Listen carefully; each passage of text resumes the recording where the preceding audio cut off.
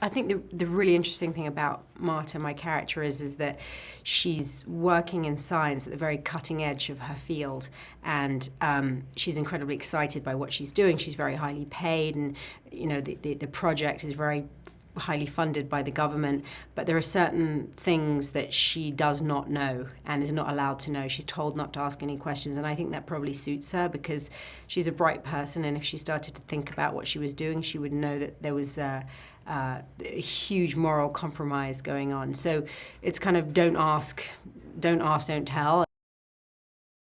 There's an arc from her being completely helpless to she becomes a kind of warrior, in a sense.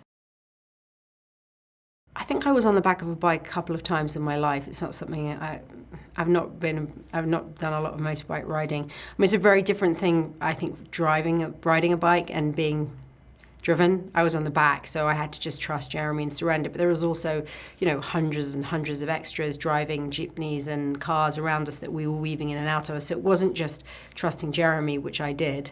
I did trust him. It was all these other random things. I mean, for an accident to occur, the probability was pretty high as far as I was concerned.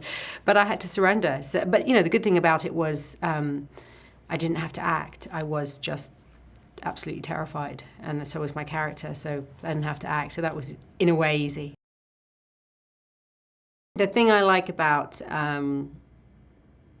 Bourne is the level of realism. So the stunts feel and look very realistic, partly because of Dan Bradley's great directorial skill at directing stunts, but also because they actually just are real.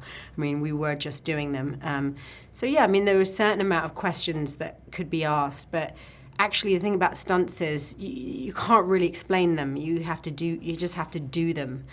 So if you saw me asking lots of questions on set, it's probably because I was incredibly anxious and I was trying to just kind of delay it. You just have to do it, and then it's like learning a dance. Well, on the back of a bike, it's just you experience it, and every time you do it, it gets a little bit less scary. Tony's a very unusual director. I've never come across anyone like him in that he's incredibly bright. He's got a very strong intellect. He's a wordsmith. He's got a great sense of control and order, all the things that you need to direct. But he also loves chaos, and I think a chaos in acting. So I think that's how you get a kind of raw, edgy, kinetic acting style, which feels like reality rather than safe, stagey kind of acting.